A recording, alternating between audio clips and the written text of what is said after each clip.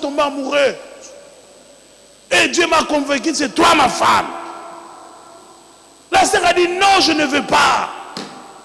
Jusqu'à ce que la sœur est venue me voir et dit, mais pasteur, ça fait une année, tel frère me fait la cour, mais moi je ne suis pas venu pour chercher des problèmes. Je ne veux pas me marier. Je dis, mais ma sœur, tu es belle, tu es jeune. Tu as des engagements? Non. Mais pasteur, tu connaissais ma vie, ta vie passée est passée. Tu es devenue une nouvelle créature. De quoi tu as peur? Oh non, pasteur, je ne veux pas m'engager. Je dis, bon, on va prier. Quand on prie, pouf, le Seigneur me révèle qu'il est stérile. Je dis oui. Dieu me dit que tu es stérile. Qu'est-ce que tu as fait dans ta vie? Ah oui, pasteur, c'est la cause même que je ne veux pas que les frères là puissent m'épouser. Parce que je suis allé enlever mes détrompes. Pour bien travailler dans la prostitution. J'ai appelé frère. Je dis, frère, la femme que tu veux épouser, là-bas, il n'y a pas de trompe. Elle est belle, mais il n'y a pas de trompe. Elle dit, pasteur, moi je veux cette sœur. Pas de trompe ou pas. Toi, tu nous enseignes que Dieu, c'est Dieu miracle. D'ailleurs, toi-même, tu es déjà miraculeux. Mongol que tu étais, Dieu a fait. Et des trompes. Dieu a fait à des choses que les gens voyaient. Dieu t'a transformé. Et des trompes que les gens ne voient pas. Ah, j'ai dit, mes fils, quelle foi! Comme Jésus dit à centenier, à Israël, je n'ai pas trouvé un si grande foi. Ça m'a encore motivé. J'ai appelé la sœur, je dis, ah, le frère t'aime. Comme il t'aime. Toi aussi, donne ton avis. Oh, mais pas ça, je fais. Non, donne simplement la vie. Quand elle a donné la vie, j'ai dit, bon, Dieu qui donne des enfants. Parce que les enfants sont des dons que Dieu donne. Les enfants ne viennent pas chez les diables. Si tu pars chercher un enfant chez un féticheur, il va mettre dans ton ventre un démon. Le bébé là, il va faire des ravages dans votre famille. Moi, j'ai déjà béni un enfant comme ça. On m'a amené de bénir un enfant. Je l'ai levé comme ça. C'était un énorme machin. Mais les gens le voient un bébé. Parce qu'il était parti chercher chez les féticheurs. Dans le ventre déjà, il commençait à détruire la famille. Dans le ventre. Quand il est sorti, n'en parlons pas. On a donné encore le nom de Dieu merci. Le Dieu merci quand il fait des désordres. Tu dis non, ça c'est pas Dieu merci. Ça c'est le diable merci. Un enfant de 10 ans quand il se fâche, il détruit tout à la maison. Il détruit tout à la maison. Il détruit tout à la maison. Tout, je dis tout. Il fait le rôle de son père. Le voleur ne vient que pour dérober, gorger et détruire. Satan, il n'a pas quelque chose du bien. Tout ce qu'il donne, ce sont de mauvaises choses. Est-ce que quelqu'un me comprend? J'ai regardé la sœur. Je l'ai exhorté. Je l'ai affermi. Ils ont commencé leur fiançailles. On l'a présenté à l'église. Une année plus tard, on a béni le mariage. Après le mariage, une année est passée, il n'y a pas l'enfant. La famille des hommes ont commencé même à dire, une belle femme, et nous, des assiettes ne se cassent pas. Le frère est venu pleurer un peu, mais pasteur, oh non, ma mère parle. On connaissait ces citations, mais on sait que le Rédempteur va se lever les dernières. J'ai dit un jour, je prêchais, j'ai dit, si les concessionnaires de Peugeot, ils ont des pièces de rechange, Dieu qui nous a créés aussi, il a des pièces.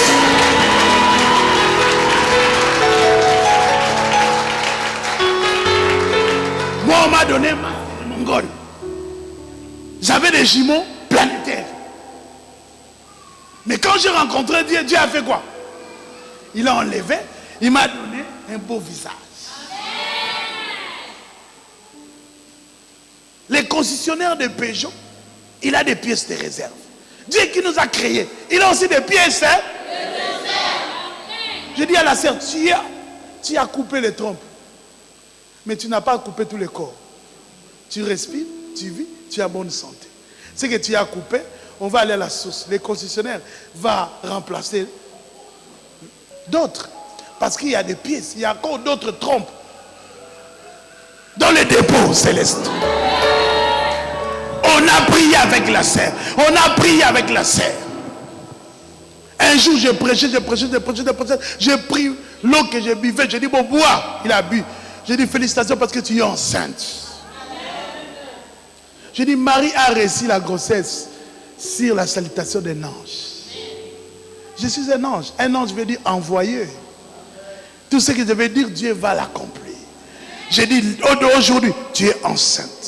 J'ai dit à mon fils, va acheter. Allez faire des courses. Je vous ai dit, moi aussi, j'ai fait ça, non?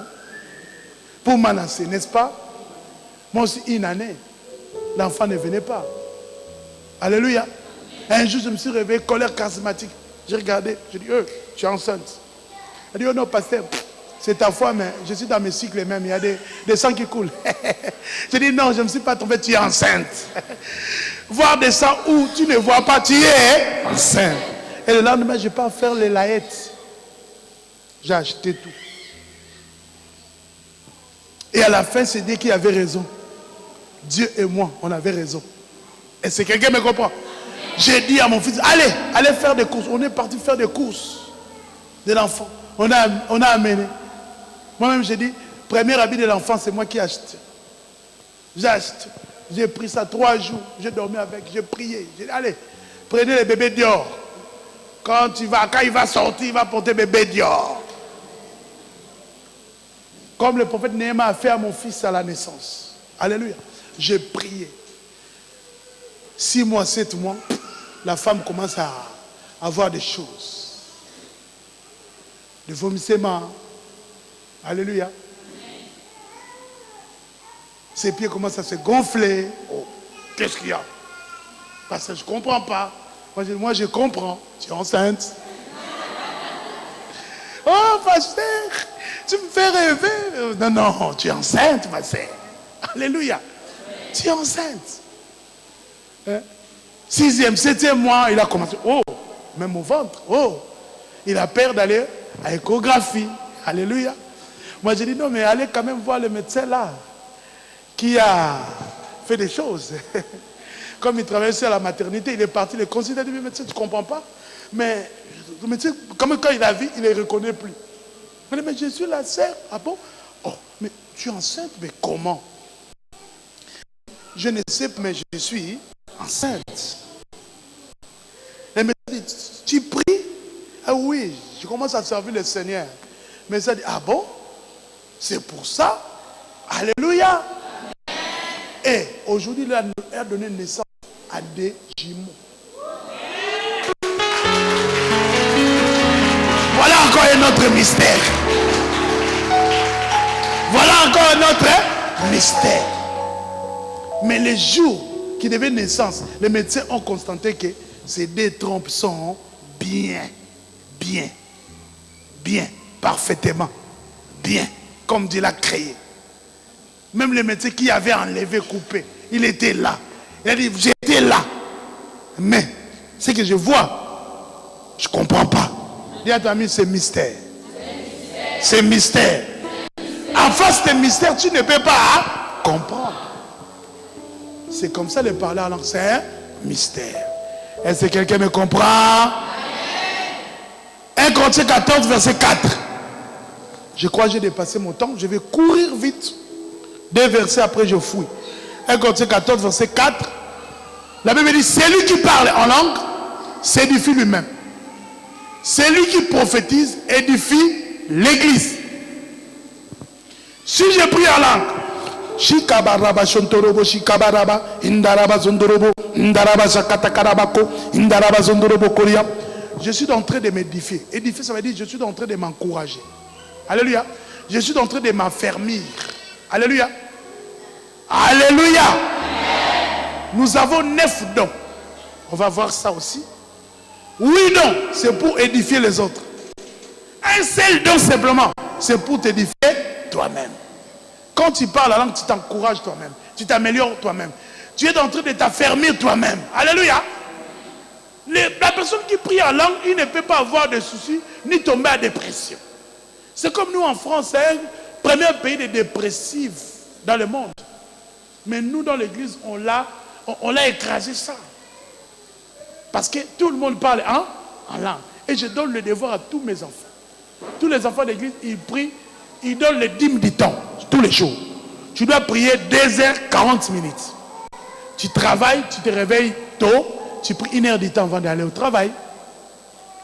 Quand tu vas revenir, tu fais 1h40 minutes chez toi à la maison. Les serviteurs priaient 3 heures du temps par jour en langue. Et le problème est résolu. Il n'y a pas de déprimés, il n'y a pas de dépressifs, et le Saint-Esprit est en lèvres. Est-ce que quelqu'un me comprend? Celui qui parle la langue s'édifie lui-même, s'encourage, s'améliore lui-même. Mais celui qui prophétise édifie l'église. Prophétie, ça veut dire parler de la part de qui? De Dieu. Il y a la prophétie par excellence. Là, je prêche, de Genèse à l'Apocalypse. Quand je prêche là, je prophétise. Il y a aussi la prophétie comme don de prophétie. Je peux te regarder, je te dis des choses qui se concernent. Alléluia. Mais celui qui prophétise édifie l'église. La prophétie édifie et console. Si la prophétie ne console pas, n'édifie pas, ce n'est plus une prophétie. Est-ce que quelqu'un me comprend? J'étais dans une église, quelqu'un me prophétise, mes enfants, je suis votre Dieu, je suis votre Dieu, je suis votre Dieu, je suis votre Dieu, je suis en colère, je suis en colère. Aujourd'hui, je vais frapper, je vais frapper. D'abord, quand toi tu parles bien. Quand tu viens prophétiser, tu deviens bègue. Donc Dieu est bègue. Il y a des autres, quand ils prophétisent, il veut être dans la cessation. Je suis. Et les gens le touchent. Ah, Dieu descend. Je suis. Ah.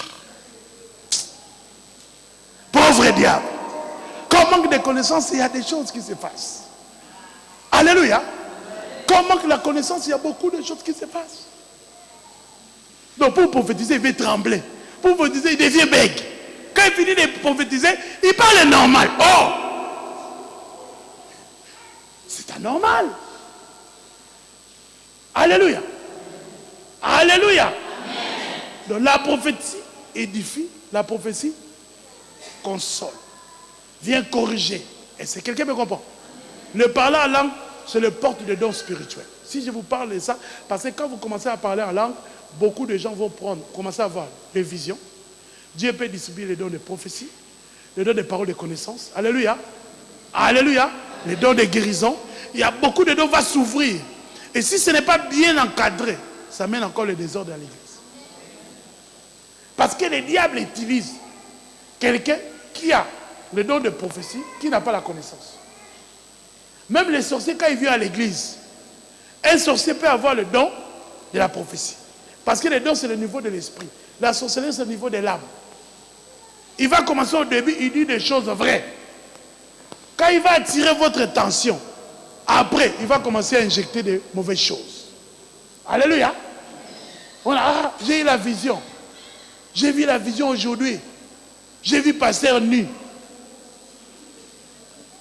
Bon, on va demander le discernement. J'ai vu pasteur nu. Mais que veut dire que j'ai vu pasteur nu? Adam et Ève aussi étaient nus. Toi, tu vas expliquer ça comment? Est-ce que quelqu'un me comprend? Quelqu'un me comprend? Oh, je vais passer une balade à pieds nus. Bon, vous allez expliquer ça comment? Oh. Mais toi, les prophètes, donne-nous le discernement. Les diables viennent injecter des choses comme ça. Au début, il va commencer à dire des bonnes choses. Quand vos regards vont tourner, il va commencer à faire quoi? Dire maintenant les mauvaises choses pour mettre les zizaniers à l'église. Est-ce que quelqu'un me comprend? Quand tu as le don de prophétie, tu n'as pas la connaissance, c'est très dangereux. Est-ce que quelqu'un me comprend? Parce que la Bible dit, il faut examiner la prophétie. Alléluia. Il faut prendre ce qui est bon, enlever ce qui est mauvais. Mais comment tu peux enlever si tu n'as pas la connaissance? D'abord, je vais vous parler de roi Ézéchias, non? On vient lui dire que prépare-toi, tu vas mourir. La chose qui a sauvé le roi Ézéchias, c'était quoi? Parce qu'il avait la connaissance. Si c'était toi, j'ai dit, ma sœur, lève-toi. Seigneur me montre que demain tu vas mourir. Tu ne vas pas partir chez toi. Tu vas aller, maman prophétesse, maman, tu prie pour moi. Je ne veux pas mourir. Mais Dieu a dit, Qu'est-ce que Dieu a dit? Qu'est-ce que moi je vais faire? Moi j'ai exécuté. Mais prophète Ézéchias, il a attendu. Il a laissé quoi? Roi Ézéchias, il a attendu. Il a laissé le prophète s'en aller. Seul avec Dieu. Alléluia. Amen. Il a dit, Dieu, tu as envoyé prophète que je vais mourir. Souviens-toi de moi.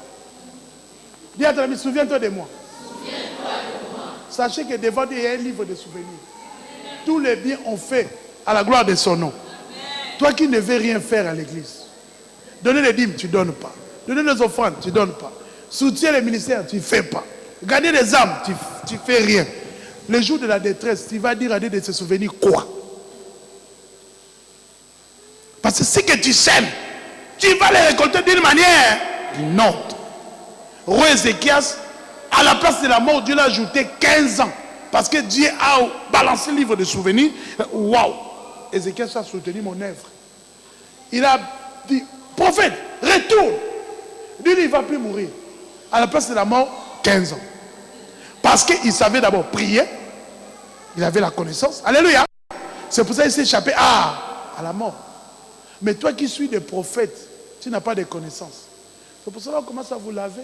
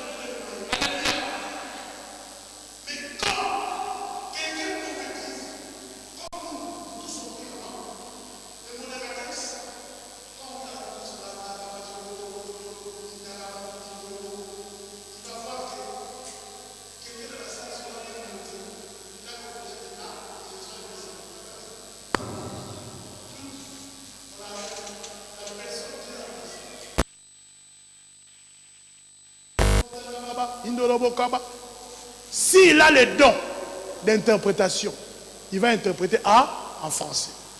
Parce que sur le mot parler en langue, nous avons trois composants. On a parlé en langue comme édification personnelle, on a parlé en langue comme prophétie, on a parlé en langue comme diversité de langues. J'ai bien expliqué. J'ai dit, le mot parler en langue, on a trois parties. Première partie, parler en langue comme édification personnelle, parler en langue comme prophétie, parler en langue comme diversité de langues. C'est pour cela, beaucoup de pasteurs qui ne savent pas enseigner ça, on dit qu'il ne faut pas parler en langue si tu n'as pas l'interprétation. Est-ce que quelqu'un me comprend? Si tu n'as pas l'interprétation, tu ne parles pas. Non. Le parler en langue édification personnelle, je n'ai pas besoin d'interprétation. Amen. Parler en langue comme prophétie, j'ai besoin d'interprétation. Amen. Parce que quand Dieu parle, il faut que son peuple comprenne ce qu'il dit. Tu comprends? Ça veut dire que nous tous on parle la langue. Quand quelqu'un a le message, le modérateur fait ça, tout le monde se tait. Quelqu'un qui a le message, il continue. S'il a le don d'interprétation, tu vas attendre. Je suis votre Dieu. Alléluia. Il commence à parler. S'il n'a pas les dons d'interprétation, tu vas voir il s'était. La personne qui a les dons d'interprétation, il va interpréter sans passer par les parlants langues. Dans l'église, ça s'est fait. Souvent, les enfants le font. Si l'un des, s'ils sont vraiment distraits, quelqu'un a réussi, moi-même, souvent, je l'interprète. Et c'est quelqu'un qui me comprend. Il y a 3 composants de parler en langue. Parler en langue comme édification personnelle, on n'a pas besoin de l'interprétation. Parler en langue comme prophétie, on a besoin de faire quoi? L'interprétation. Et c'est quelqu'un qui me comprend. S'il n'y a pas l'interprétation, le peuple ne peut pas être édifié. Et c'est quelqu'un qui me comprend? Que personne te dit non, les langues là que tu parles, tu ne comprends pas. D'abord, tu ne sais pas ce que tu dis. Il ne faut pas parler. Non. Ce sont des mystères. Alléluia. C'est le Saint-Esprit qui connaît ta destinée, qui connaît des choses que tu y as besoin, qui connaît des choses que Dieu a préparées. Quand tu pries en langue, tu pries. C'est le Saint-Esprit qui prie à ta faveur. Il dit à Dieu, Seigneur, il veut ça maintenant. Il veut ça demain. Alléluia. Et Dieu t'accorde. Et c'est quelqu'un me comprend. Dernier verset, après nous allons terminer. 1 Corinthiens 14, toujours. Verset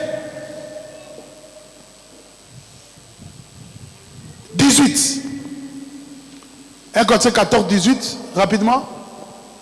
Je rends grâce à Dieu de ce que je parle en langue plus que vous tous. Est-ce que quelqu'un me comprend? Vous allez comprendre que dans l'église primitive, tout le monde parlait en langue. Si tout le monde ne parlait pas en langue, Paul ne pouvait pas dire je rends grâce à Dieu parce que je parle la langue plus que vous tous. Puisqu'il a dit plus que, ça veut dire que tout le monde parlait en langue. Mais Paul parlait plus. Exemple, peut-être les gens parlaient 30 minutes en langue, lui parlait 1 heure. Si les gens parlaient 1 heure, lui parlait 3 heures. Il a dit moi Paul, je rends grâce à Dieu parce que je parle la langue plus que vous tous. Lisez verset 39, nous allons arrêter là aujourd'hui.